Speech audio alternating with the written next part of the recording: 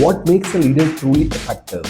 आपने इस तरह की सिचुएशन बहुत देखी होगी कि आपको लगता होगा कि आप इंचार्ज हैं, आप डिसीजंस ले रहे हैं, आप चीज वो हैं वो जो चीज़ों को आगे बढ़ाते हैं, आपकी वजह से पत्ता हिलता है ऑर्गेनाइजेशन में, और आप वो हैं जो कि अप्रूवल्स देते हैं हर चीज़ के, आपकी सुपरवाइजरी एबिलिटीज़ का भी फायदा हो रहा है ऑर्गेनाइजेशन को। लेकिन कभी कभार ऐसा लगता है कि कुछ ठीक नहीं हो रहा।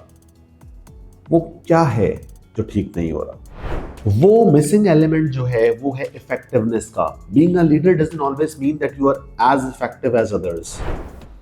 और इफेक्टिवनेस कभी कभार इसलिए बिल्ड नहीं हो पाती क्योंकि हमें ये लगता है कि काम तो हो रहा है। जब काम हो रहा है तो इफेक्टिवनेस है इसके अंदर, एग्जीक्यूशन और कंट्रोल के ऊपर हमने फोकस किया हुआ है और हम कमांडिंग स्टाइल ऑफ लीडरशिप के अंदर काम करवा रहे हैं। लेकिन एम्प्लॉइज फुली अलाइन नहीं है। काम हो रहा है लेकिन काफी स्केटर्ड काम हो रहा है और गलतियां बार बार रिपीट हो रही हैं। ऐसे अस्थना में ऐसा लगने लगता है कि शायद अलाइनमेंट, फोकस या कंसिस्टेंसी नहीं मिल पा रही है हमें रिजल्ट्स के अंदर। और इसकी जो एक बुनियादी वजह ये मिलती है वो ये मिलती है कि हम इम्पैक्ट को भूल जाते हैं। It is not just about कि आपने काम को एक मरतबा एग्जीक्यूट कर लिया, बल्कि उसका इम्पैक्ट क्या आया और क्या वो काम रिपीटेडली वही इम्पैक्ट दे पाएगा या उससे बेहतर इम्पैक्ट दे पाएगा। ऐसे पूरी सिचुएशन के अंदर जो सबसे ज़्यादा इंपॉर्टेंट चीज़ होती है, इनकंसिस्टेंसी जो होती है हमारी, वो आउटकम्स को स्केल अप नहीं करने देती हमें। ये एक बुनियादी इशू आता है हमें जब हम इफेक्टिव लीडरशिप से हट जाते हैं। तो सवाल फिर यहाँ पे ये पैदा होता है कि इस चीज़ को ठीक कैसे किया जाए। How do we get out of this situation? And the number one thing that can help you out is simplicity.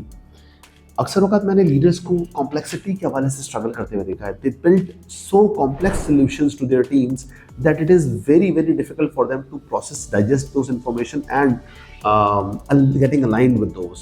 So simplicity is very important. Keep things simple as possible. उसमें clarity automatically build होगी. Number two, alignment. आपको same direction में follow करवाना है path. You don't want resistance with in the team, that is very much clear. और इस alignment का जो इम्पैक्ट है वो लीडरशिप पे बहुत ज़्यादा होता है। When we see people resisting the team work, वहाँ पे इश्यूज आना शुरू होते हैं। At times we also see people pulling in the opposite direction.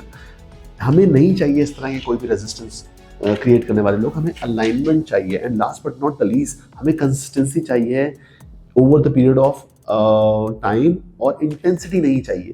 काम बहुत ज़्यादा शिद्दत से नहीं करना, काम को कंटिन्यू कंसिस्टेंट बेसिस पे करना है और अच्छा इम्पैक्ट लाने की कोशिश करनी है। In the essence of true leadership, effectiveness is not just about doing more.